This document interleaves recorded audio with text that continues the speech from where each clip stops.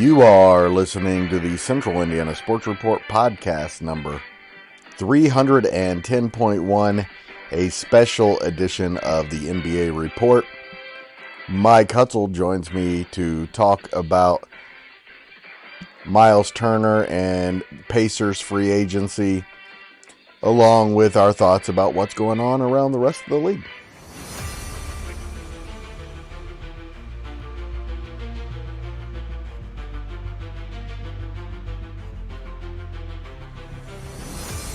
You're listening to the Central Indiana Sports Report with your host, Greg Mengels. Welcome, NBA fans, to a special edition of the NBA Report tonight with Mike Hutsell. And Mike, I just kind of sprang this on you. Every year this time, I think our text traffic is probably the heaviest of any time of the entire year when you go from the NBA Finals through this couple weeks of free agency. And I just wanted to get your thoughts now verbally instead of in text, what you're thinking about, in particular the Pacers, but the NBA landscape as a whole. And we'll start with the Pacers and Myles Turner. They haven't signed a deal yet. I take that as a sign they don't really want to. I tend to agree with you. I just don't think they want to go in at the level that he wants them to go in at. Yeah. I think if they could get it down to $25 million a year, I think they might be comfortable doing something like that. But I don't think they want to get to 30 to 33 million a year, and that seems to be what the market's dictating right now. And I just don't. I don't think the Simons. They've never spent into the luxury tax. Are they going? And I know Myles is a franchise cornerstone type of guy because he's been there since he was 18 years old, but are they going to, for the first time in their history, splurge this much money onto a guy that, let's be realistic, did not show up for the NBA Finals whatsoever? And was just bad. You would have to make a serious argument in favor to say he's even their third best player. It's a stretch. Yeah, it might even be a stretch. I know the problem is he's kind of a unicorn type of player though, because he is a pretty high level defensive player. He can block shots. He is a guy that can go out on the can defend from the 3-point line in, and right. he's a good player. He's just not an elite rebounder. He likes to shoot threes and he has the ability to hit them, but man, he went cold at the exact moment they didn't need him to. He's a Naz Reid type guy, and we saw what Naz Reid is about to land. I just don't think he's worth more than Naz. No, to me, they're on a pretty equal. They're on a pretty equal playing field to me. Yeah, if you look at the futures too, you probably take Naz Reid's over Myles Turner's. I'm just saying. You talk about the futures, like the Malik Beasley futures. No, not that future. That future might be bleak. It was looking really, really good for him. I was gonna say, man, he had really good odds on a pretty good contract, and he probably, he was 5-1 to sign a $40 million a year contract, and boy, did he blow that. Sure looks like he did. We'll see. Maybe he's completely innocent of. Man, there's some damning videos that are circulating about that situation now, like a game where he just went full sprint to get in a game that was an 8.5 point spread. They were down 9, and he went full sprint to hit a layup in the last 5 seconds of the game to make it a 7-point game. And there's a video of him against the Pacers where he's guarding, I want to say, Nesmith, and Nesmith blows by him, and he's got cement shoes. He's not even moving. It's like he took Nesmith over that night or something. Wow. Well, I will say this: he had an awfully good year. Yeah, he did. He was definitely not betting against himself very much. The season they're investigating was when he was with Milwaukee. Still. Oh, so that makes more sense. Yeah, this was not his season last year with Detroit, where he was seriously, he was a guy who was about to sign a $42 million contract, most likely. Yeah, he was that good. He really was. He was the reason the Pistons were a playoff team. Coming off the bench, giving them what he gave them, and man, it looks like he's just throwing it away. Those are some pretty serious same game parlays he's got to hit to make that kind of money. That's right. All right, well, let's look to the Pacers. Anything on the draft? Do you know anything about those guys? Any Boy, thoughts?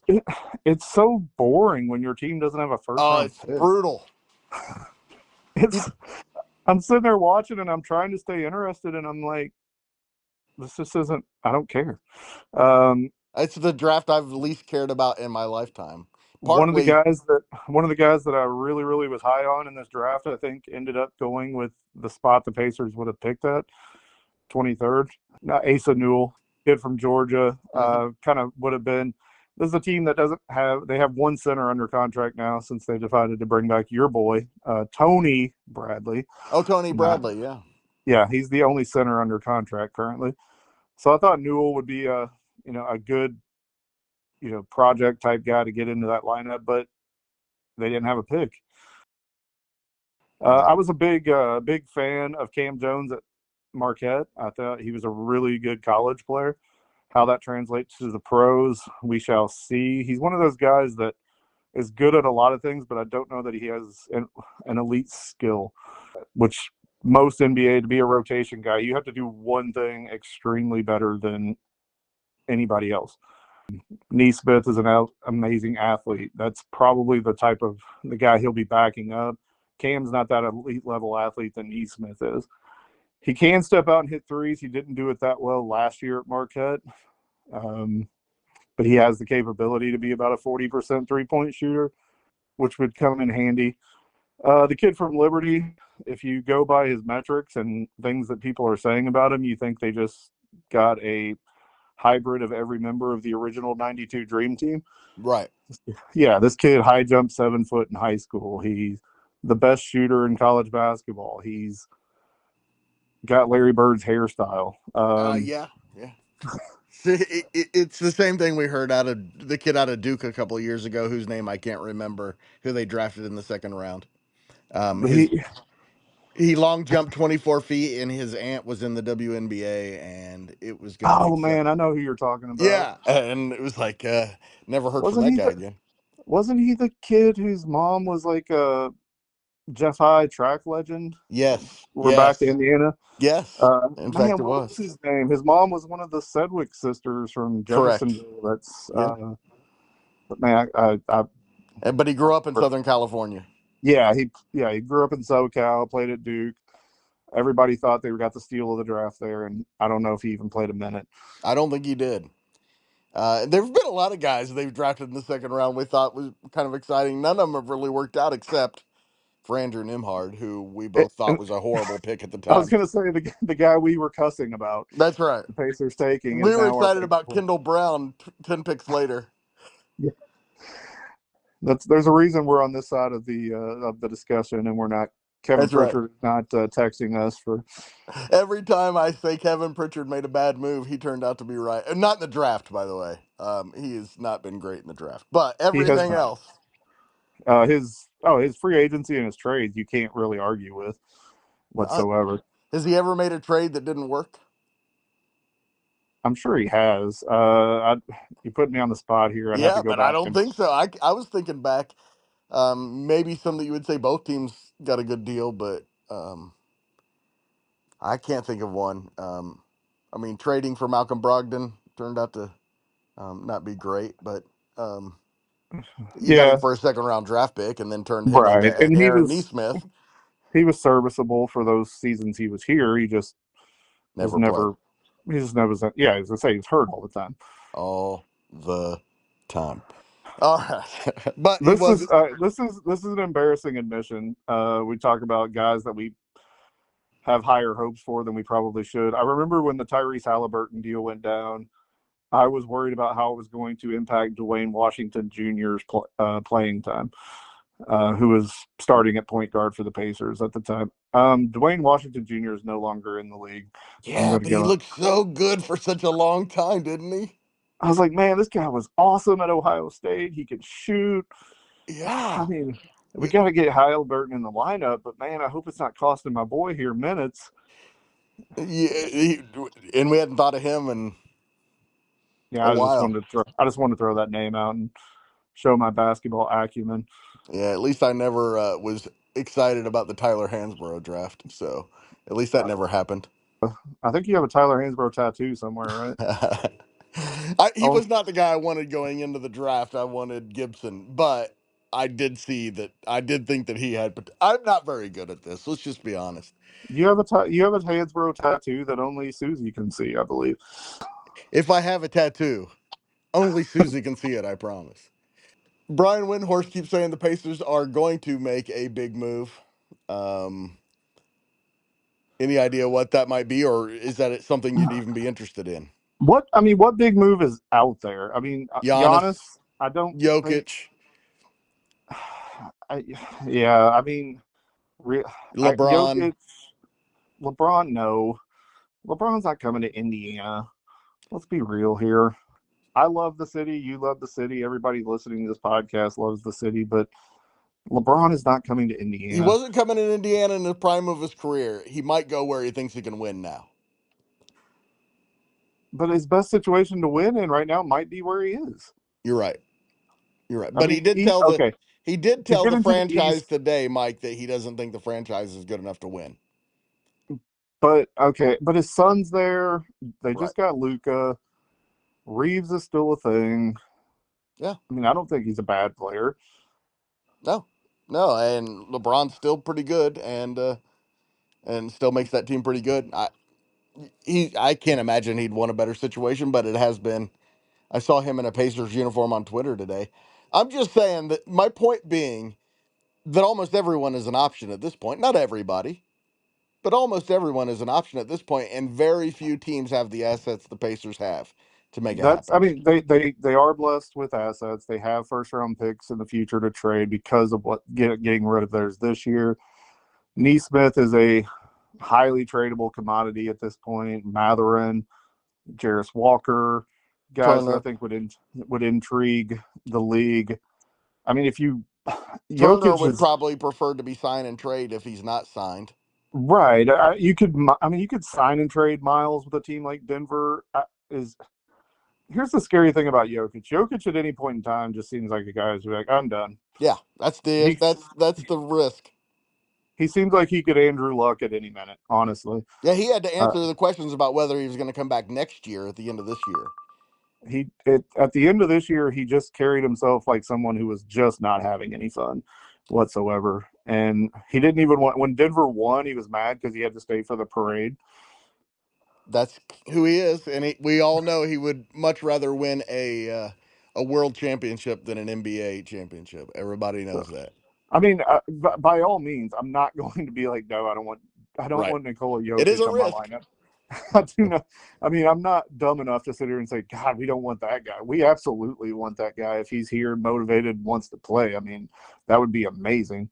But I don't see it. Giannis, I don't think Milwaukee's going to send Giannis to. They're going to do anything they can to send Giannis somewhere that's probably out of the East, if not in the East, not somebody they're going to be in a division with.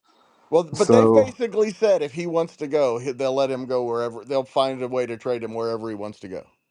they've also said these next 2 weeks are the most important in Milwaukee Bucks history when it comes to Giannis Antetokounmpo. Yeah. Yep. So I It'll be guess we're interesting to see. kind of a wait and see. I mean, when you talk about big moves, I've thrown the name Jamal Murray out a few times. I still think that's a guy who makes sense, especially with He Halliburton just being makes out. so much money for what he's worth. That's my only problem. You know, he just the last 2 years it's been hit and miss whether he's good or not, whether he plays or not. When he's good, he's really, really good. Sometimes you forget he's on the court. Denver also looking to unload Michael Porter Jr. Not somebody that really excites me as a player, but Would fit in well. he's talented. And he's the type of He's player that they're looking for. he's a Midwest kid too, so I mean Yeah.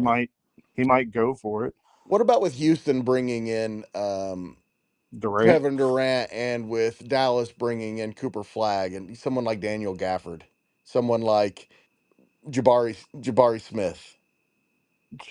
Jabari is he's a Kevin Pritchard type guy because he's a guy who has lottery pedigree Mm. that just hasn't panned out at his first stop. I mean, he kind of fits that He's been Neesmith pretty mold. good.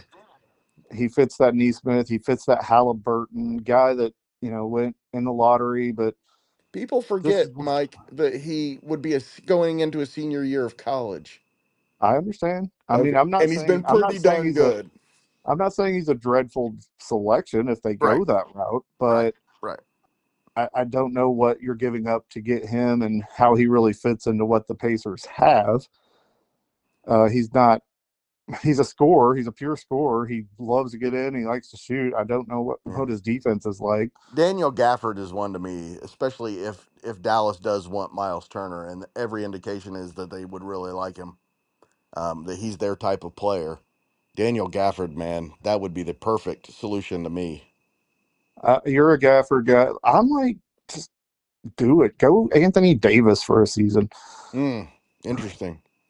You Yeah. know, if If his it name's been works, tossed around in Myles Turner talks for a while now, and I'm like, since I Paul know George he's was a Pacer, I know he's not going to play every day. You might get 55 to 60 games out of him. You play at a really high level with him in your lineup. but if it It, works, I mean, if you get 60 games out of him, yeah. you go I mean, if you get 15 40, playoff game out of him, 45 and 15 in those games, yeah. and then you split the other 22. Okay, you have 26 losses going into the postseason. That As would long, get yeah, you as long as that you're would get not you a giving one or up two. your future for it, I would love that one. I'd love to I see it, mean, especially a year without Halliburton. it's such a weird year. I mean, it's like they can do whatever they want. Do they want to roll with Matherin as your two guy, one of your main scorers, see what he's worth? Do you want to try to unleash Jarris Walker at some point? I Yes. mean, they're both of those are in play, but Yeah. if you package Walker and Matherin right now, you could come away with Yes. probably a pretty good commodity. Absolutely. But I don't want Jarris Walker to go anywhere. I think he I, might be that good. he looks good, and he's an athlete that the Pacers don't have. And he looks to pass first, and he plays defense, and he gets his hands on balls like Kawhi Leonard, and not that he's Kawhi Leonard, but you know that type of defensive style turns a lot of defense into offense when he's good. Of course, he's lost on defense right now, and that's the reason he will never play under Rick Carlisle until he's better at it. But other than that, man, when he plays, he's just different. Yeah, I'm pretty high. He's not on my list of guys I want to get rid of. I don't want to trade him. I don't want to trade Nimhard. I really don't want to trade Neesmith, but I think he's You're gonna on the have to, table yeah, or because Matherin, but you can't pay Matherin, you can't pay all these guys right, in a couple of years. Matherin's upside is so high. I so mean, it's high. like I want to see what he looks like next year without Tyrese. Exactly. But if he's really good, he's going to price himself out. So do you sign him now and try to extend him now at a lower level, kind of like what you did with Nemhard, or do you let him go into next year and knowing that if he plays really really well, he's gone? Yeah, I think the one thing that I would say about it is trust Kevin Pritchard because he's done it so far. He's been way more patient than I would have been. That's for sure. I would have made every move possible to try to become a contender this year, and lo and behold, they did it anyway. And I guess that's kind of the phase I'm in. Never said that with Larry Bird. Never said that with even Donnie Walsh. Just trust him. But Kevin Pritchard's kind of earned it. Say to me, Donnie Walsh really earned it, and maybe not in his Yeah, he later did. years. He did. But especially getting Mark Jackson and Jalen Rose both back from Denver for nothing. It was, oh, thank you, Denver, for those trips to the 2000 finals. But anyway, Donnie Walsh did it in general, but it wasn't like he never made any mistakes. Kevin Pritchard's only mistakes have been in the draft. The draft. I mean, there was some. I don't know. I mean, was it Bruce Brown? I mean, Yeah, I guess he and ended up he and ended that up being got a you guy. Siakam, He It was his contract more than anything that got him. right? It wasn't And he like they knew were like, that. we got to have Bruce Brown to get the Siakam deal done. He knew exactly, and he overpaid Brown just for that exact reason, so he could trade him. Yeah, he just seems to be ahead of everybody except for Porter. who clearly was ahead of everybody else. That guy, he's not only has a championship team in Oklahoma City, they have so many assets, it's ridiculous. They don't. Oh, are you talking about Presti? Presti, I don't know why I said Yeah. Port. Sam Presti, he's got so much there that it's Well, just ridiculous. the return on the Paul George trade alone Oh, was we thought was it was remarkable. absurd at the time, and it turned out to be extra absurd with I mean, Shea. not only did you get all those picks, he got the league MVP. Shea, he got. I didn't. I mean, I knew he was a good player when they got him. Did you ever imagine he was going to be this? What, a Heisman Trophy winning stiff arm player That's right. They who gave him a tra- Heisman instead of a MVP award. whose signature moment in the NBA Finals was stiff arming a guy and then traveling and hitting the game winning basket. Congratulations. It was hard to watch, man. It was Congratulations. hard to watch. And have I mentioned lately, fuck Oklahoma? No. Even you, Billy Sims. From Seattle with care. Fuck off, Oklahoma That's City. right. I'm just kidding. I love you, Billy Sims. Anybody else do anything to you? The Durant thing, does that make Houston a championship contender? Anybody else do anything that you think? Oh, Dallas, clearly. Well, Dallas agreeing to send Luca to Los Angeles and miraculously coming up with the first pick in the draft, which is Crazy. now my newest conspiracy theory. It's like, hey, Yeah. you get us Luca to LA, we'll get you Cooper Flag. And Um, tell me the next time the Pacers have that kind of luck. right. I mean, how many years in a row was it before the Pacers got a single digit draft pick? Was it 20?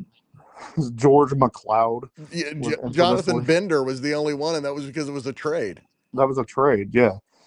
I'm talking about like the Pacers' Yeah. own pick It was a was crazy run we had there.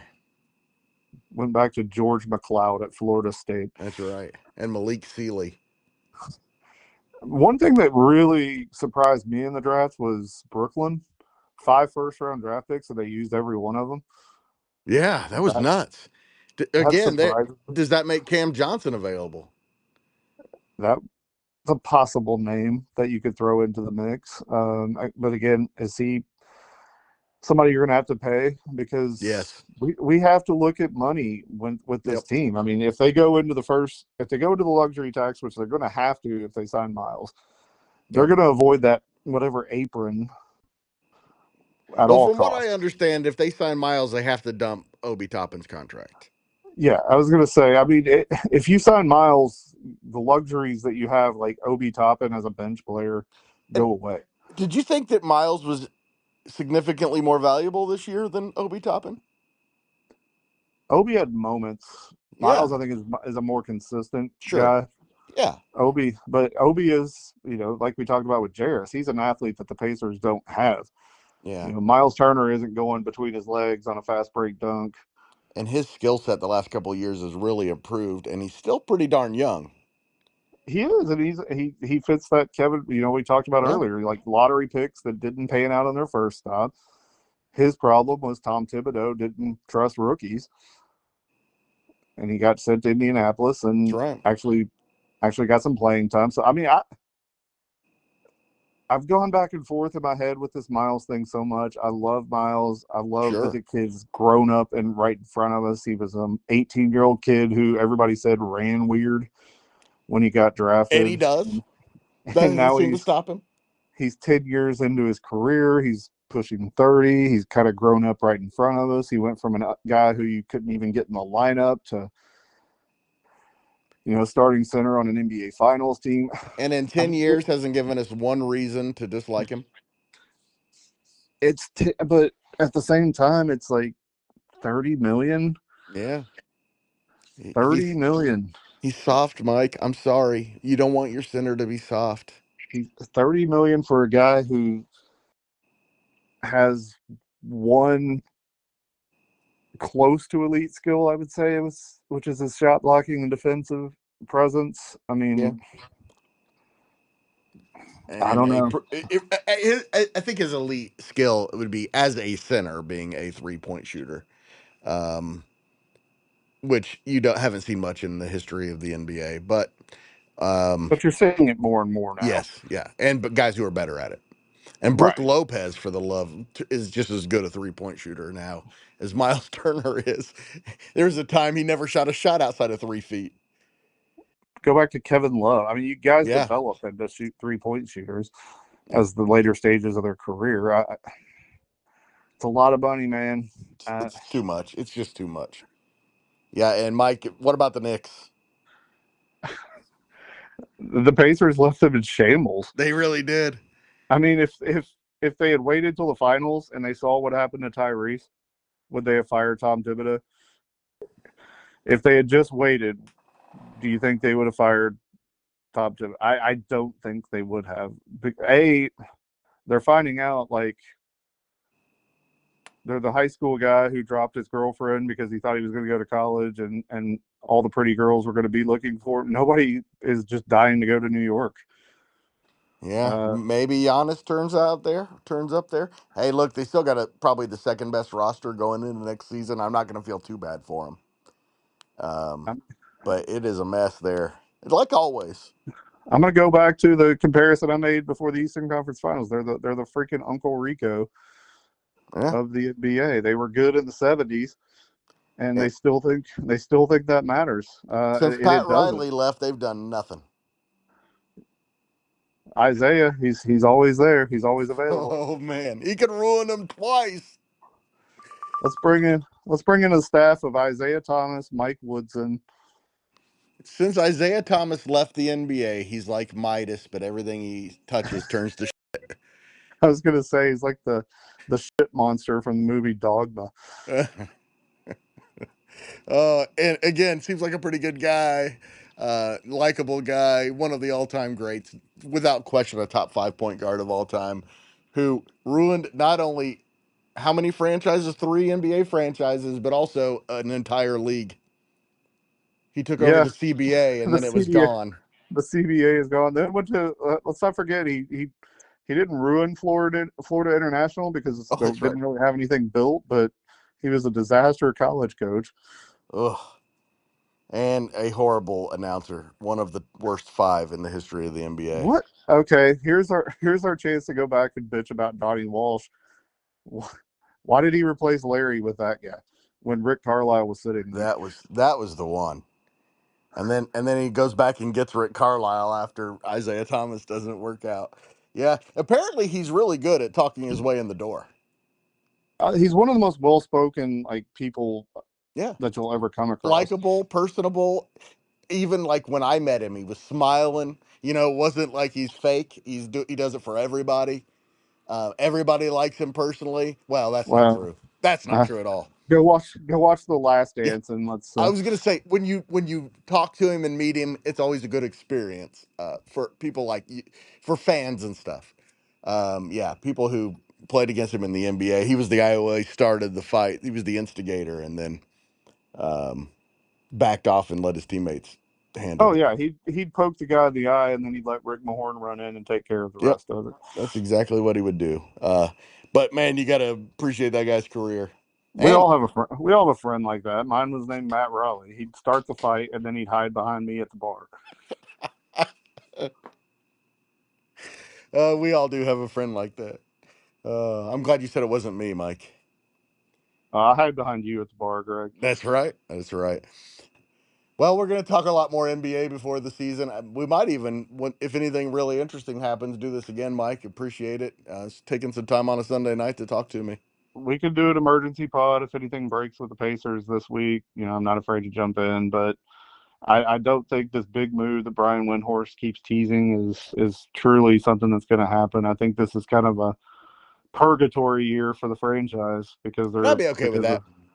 because of Tyrese. I think they're a playoff team. I think they're a 6-7, maybe a play-in tourney team, but I Yeah. don't think And we're the most. okay with I that, mean, right? let's see what happens with Myles. Yeah.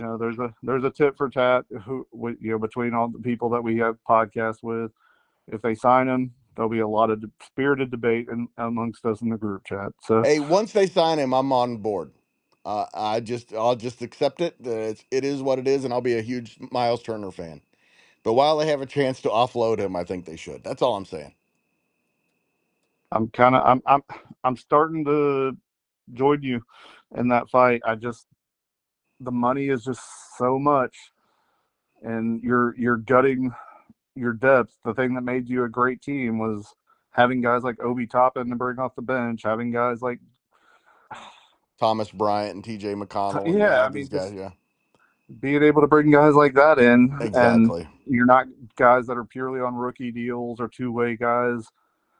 You know, they Exactly had right. actual like veteran depth behind all these guys, and you're not going to get it if you spend 30 million of your assets Yep. because you're paying one guy who will not be there all year, unfortunately, and then you throw another 30 million on a guy. Resource allocation is huge when you're playing at the level of the Flexibility. Pacers. They Of the they Pacers. they I need mean, flexibility going into that 26-27 season. these mid market teams, they can't pay when you have a $53 million player like Dame Lillard, like Milwaukee does, that cripples you. Yep. And I don't want the Pacers to get into those situations. And I mean, Miles is still young. I don't think he's any like breaking down like Dame Lillard did, but man, that's a lot of money for a guy that I just am not convinced is going to make them that much better.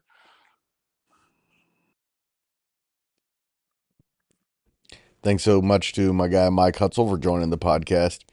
Seriously, this is when our texts go back and forth the most, and during the NBA draft, free agency, early summer league, and thought I would share some of the insanity with you on a podcast. So, love having Mike along to join the podcast, fill in sometimes, and every once in a while do a little bit of co-hosting. So, and thank you for listening. Please share this with your friends and family, and strangers, and your enemies, if you'd like to see the Central Indiana Sports Report continue to grow and thrive.